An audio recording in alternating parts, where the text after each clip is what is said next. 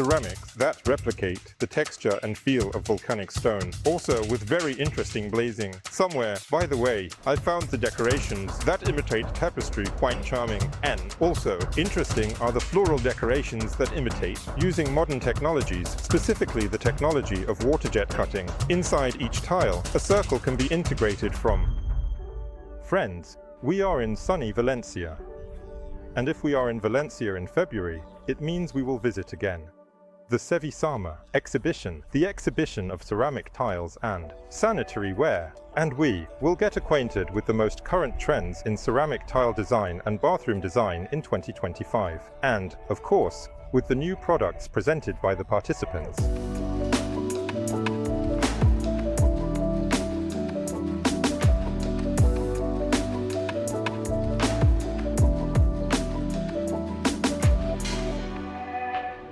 First observation, the color palette. There haven't been any major changes here. It remains delicate, pastel, and here, sandy, terracotta, brick, sage, blue, and white still prevail. In various interpretations, in different textures. It could be the texture of stone, it could be the texture of plaster. Everything we are familiar with of the previous drawing. But in general, when it comes to plaster, it's also a topic that deserves attention now. As for textures, it's still stone. And if it's stone, then it's all shades of grey. And probably, more so, the lighter shades. Different types of stone, slightly different textures. There's still travertine, and I like the travertine that has an enlarged scale. Something new. As for surfaces, all manufacturers, all leading manufacturers, naturally pay great attention to the so-called effects. That is, how the tile looks when light falls on it, how it plays. That is, indeed, these are some honed surfaces, textured surfaces, where different areas have either a matte finish, or slightly glossy, or even metallic in some places. As for metals, they appear here and there, but I like that there is a trend towards presenting metal not as some kind of metal sheet, like Corten steel, but rather in the form of some metallic rock, essentially an interpretation of ore. Many factories have included metallized tiles in their range, that is, when metallization is done using the PVD method. But I will draw your attention to the factory that, in fact, does this. Coating for many. This is rosit. By the way, we already talked a little about it during our visit to the Maison and Objet exhibition in Paris. Well, here in Valencia, they are presenting a slightly updated exhibition. And here, it is worth noting, firstly, that unlike in Paris, here is the skyline Valencia. And this tells us that not only can this metallization be applied to slabs, ceramic slabs, and it is worth mentioning, again, by the way, that Rosit is the only one who applies this metallization to slabs measuring 3 meters, but you can also apply some individual pattern, and this would make a very cool accent wall for some public space. It could be some special signature design or something unusual to create a private interior, something memorable. This technology offers quite a lot of possibilities. There are also slabs with a structured surface presented here, and they look completely different. The blue in this finish is very interesting.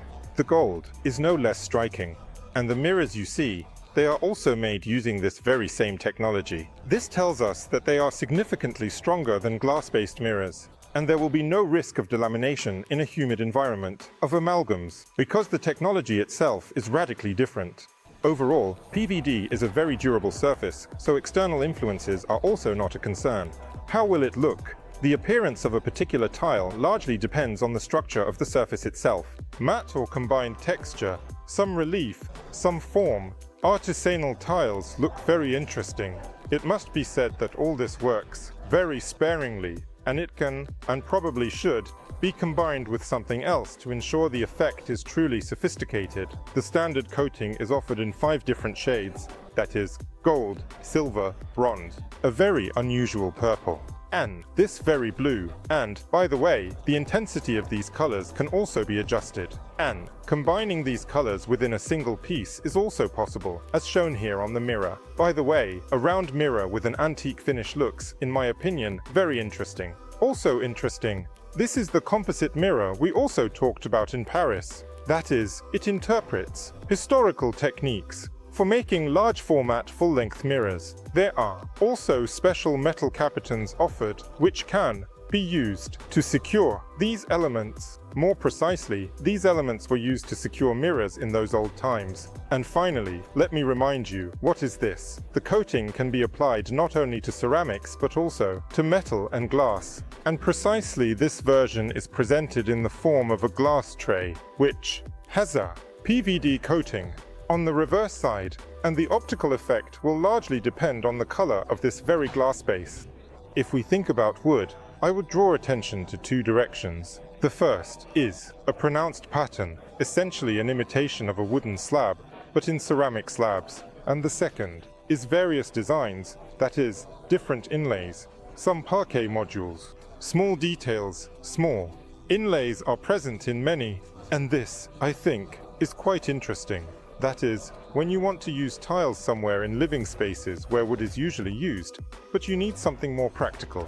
And in this sense, there are even some quite interesting rare finds. For example, porcelain stoneware with a cork texture. Cork really creates a certain feeling of coziness, and I think this is also quite interesting. Of course, a lot of attention is also paid to texture. Here, various sticks, fluting, and reeding mainly prevail. By the way, if you didn't know, fluting is when it's concave, and reeding is when it's convex. It may seem that they look the same, but in fact, they are different.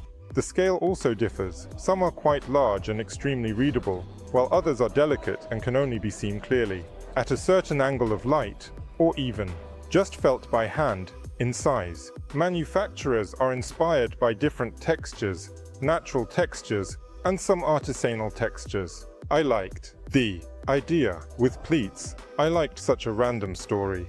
And one company was inspired by the aesthetics of Japanese paper lanterns made from rice paper, which are pasted onto frames made of thin bamboo. Generally speaking, the textures are mainly linear, so to speak, like little streams here and there. However, there are also some more unusual finds, like with little coins, for example. At the exhibition, of course, not only Spanish manufacturers are participating, but also some Italian ones. And it's very nice to see some old good acquaintances here. The company Nova Corso with the brand Big Slabs, which means large slabs that fantastically convey the textures of natural marbles, both with a butterfly and without a butterfly. And by the way, they are champions in various surfaces. They now have, I believe, 7 or even 8. The sister brand Artistica Trace is also represented here. If you're interested in more details, then watch our report from the Charsaya exhibition, where everything is detailed about these two remarkable brands. Another major topic also in focus is, in fact, tiles, ceramics, as ceramics. And here too, by the way, there are the same sticks, and these sticks can even be somewhat voluminous. This can be a pre-cut, meaning pre-sawn, but still within the framework of a single tile, for example, 20 by 20. That is, the installation is quick, but on the wall, it looks as if these are small sticks. This includes a printed pattern of these sticks, these lines, or something similar.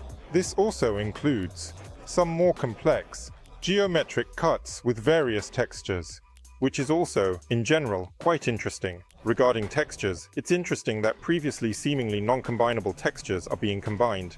This includes marble with the same terracotta, marble with stone, stone with wood. This can be in the form of cutting and in the form of integration. The pattern is directly, as it were, in the plane of printing. Of course, the material itself, in terms of its characteristics, its initial characteristics, it is very malleable, allowing for the creation of certain volumes. And this is a vast field for creating designer collections.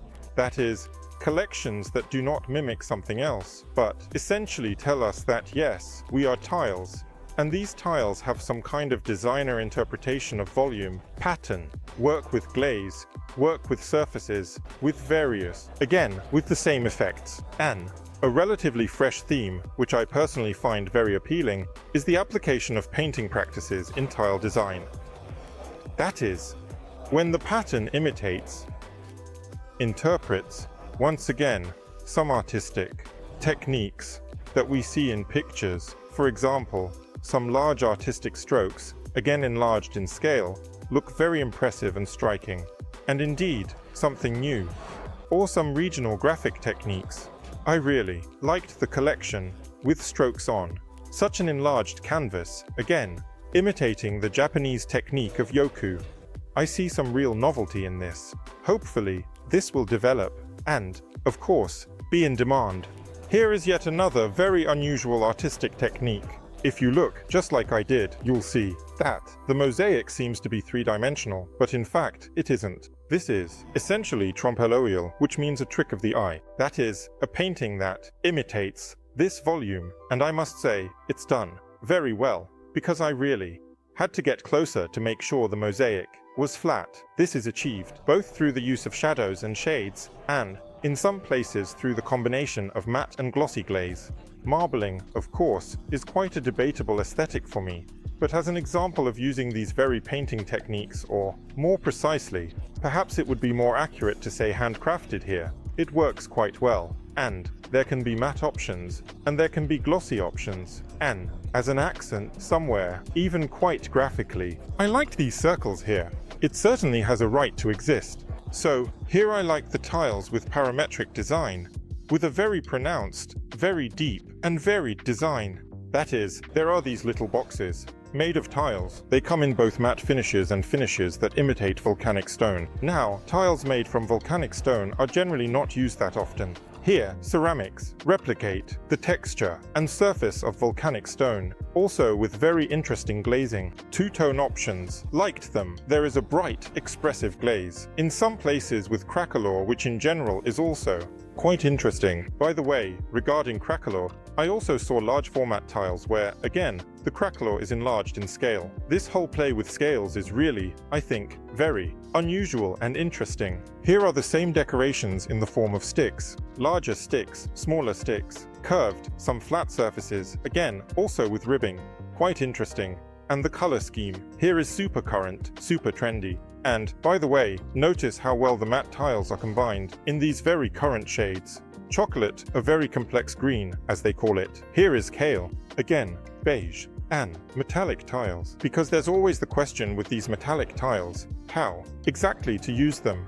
Used sparingly, they can look really great, combine with very calm, such calm, complex shades, and it will turn out very interesting. And a few more interesting finds, in my opinion. We've already seen many different stripes, lines, fluting, and so on. Deeper, larger, smaller, regular, irregular, rhythm, some kind of random. But these same stripes in the form of chevrons are something fresh. And by the way, it's very strong. It refreshes, just like classic textures such as marble. It also refreshes and updates the current color solutions of classic textures. They are KS. The mocha shade looks very nice. The theme is not new, but it's indestructible. And it's one of the few colors that Phoenix looks good in. It didn't go out of style. As for some artistic practices, I found the decors that imitate tapestry to be quite charming and also interesting, though I'm not sure about the practical application, are the floral decors that imitate the Tiffany stained glass technique. It must be said that manufacturers of small format, almost traditional tiles are also experimenting with various effects and different surfaces. That is, they combine matte and glossy glaze. So, it also results in a random pattern of light and shadow. Metallization is used. Metallization is used together with matte and glossy glaze. And indeed, fully metallized tiles are being integrated into the canvases of these traditional bricks. Overall, it all looks very interesting. It looks very interesting. Also, the textures, which generally work well, for example, in swimming pools. Very interesting ideas for using various, again, atypical textures for small format tiles, for example, the interpretation of wood patterns, but naturally in more traditional ceramic color schemes. Let's briefly move from the exhibition to the Castiglione area and get acquainted with a relatively new company called Minimalist. Its uniqueness lies in the fact that it offers exclusive ceramic collections.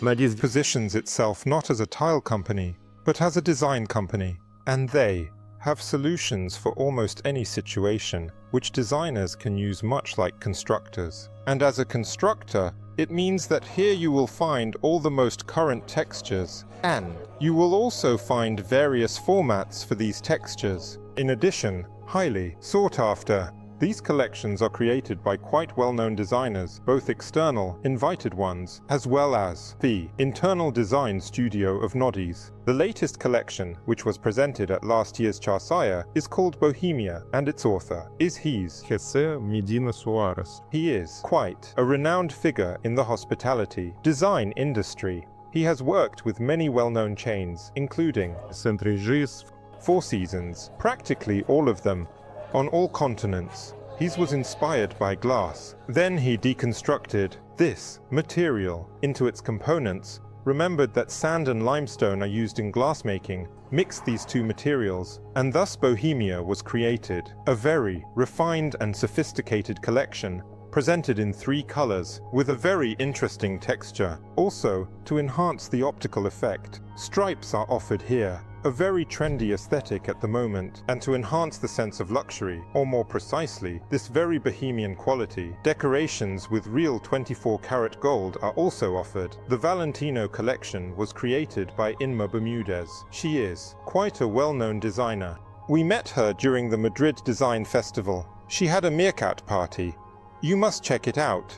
But the source of inspiration for the Valentino collection was natural stone, and there would be nothing surprising about it, if not for the graphics. That is, the decors are very geometric, with very unusual colors and very unusual effects. This is glaze, a glaze with a crackle effect, which is applied over porcelain stoneware. Moreover, it can be not only colored glaze but also transparent. In this case, you get a very interesting optical effect, of course, if you position the color correctly. But if you want a more active pattern, then with the help of these simple elements, of which there are only a few, you can combine something uniquely your own. You can create a repeating pattern, or you can create a random ornament, which, in general, will also look, in my opinion, interesting and unusual.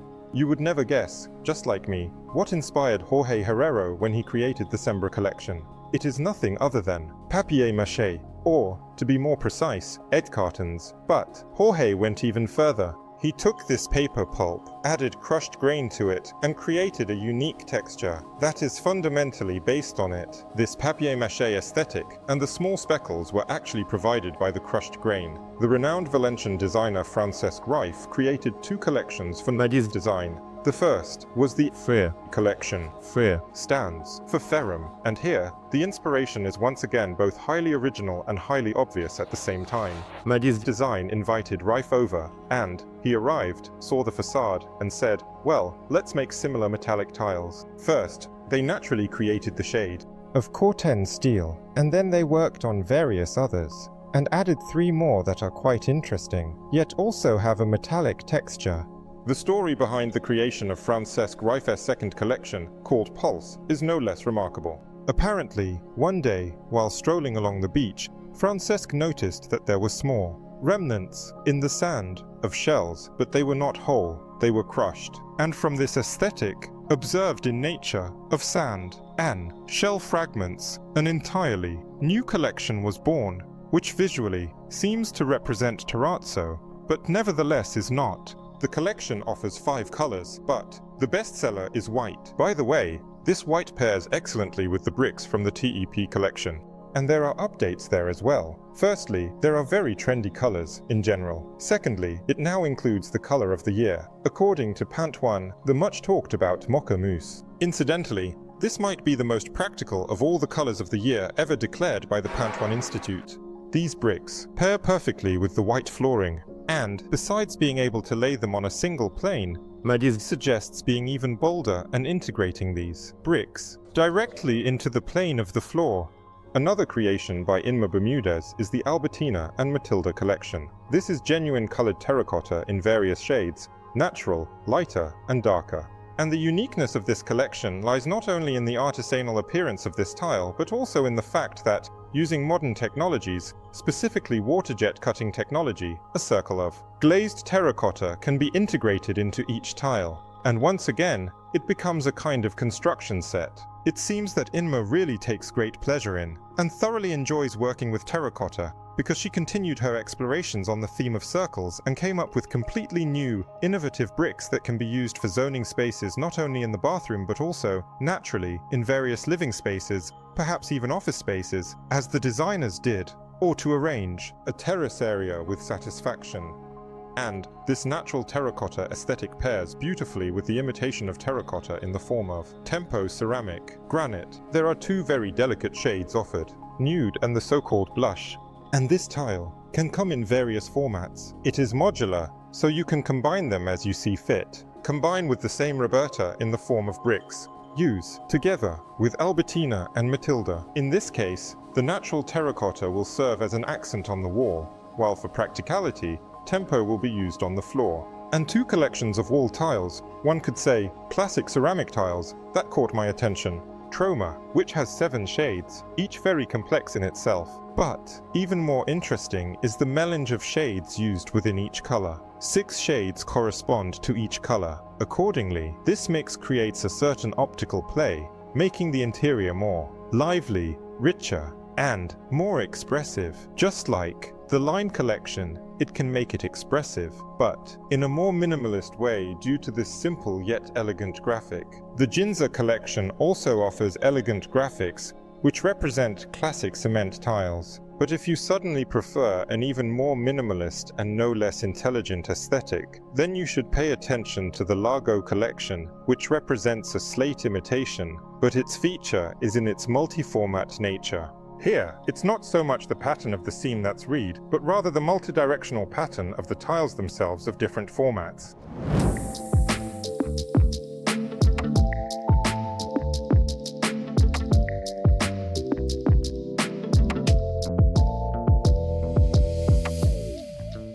The plumbing area is traditionally small. At the exhibition itself, it's quite difficult to determine any trends here, but nevertheless, there are some commonalities. Firstly, again, the same decor, if you can call it that, the same texture of this, fluting, or reading, or reeds. Call it whatever you like, it's absolutely everywhere. It's on bathtubs, it's on furniture, and naturally, it's on the glass of shower enclosures. By the way, I can't understand why, but here it's somehow not popular at all, although I think it looks really cool. Perhaps this is a traditional national fight against dirt. The fight for ease of care plays here some role. And it's even on the mixer tap. It's clear that we've all seen handles with texture, with some engravings. It's really convenient in terms of grip, but here the entire body is ribbed again, including the spout and the base and the same handle. I think this is interesting, although I'm not sure it's that wild. Applicable. Well, the second story is the use of stone textures, again, for everything, for wash basins, and they can even have lighting for furniture sinks, and also for facades. There's nothing new here, but it allows for creating almost monolithic looks. If you can match the texture of the furniture or sink exactly to the wall, it will look really cool. Of course, the compact plumbing exhibition here in Valencia does not mean that you will miss out on trends in plumbing itself. In March, the ISH exhibition traditionally takes place in Frankfurt. This is the main plumbing Olympiad. So, friends, don't miss it. If you haven't subscribed yet, make sure to do so. Then you will definitely be the first to know all the trends in plumbing design. Thank you.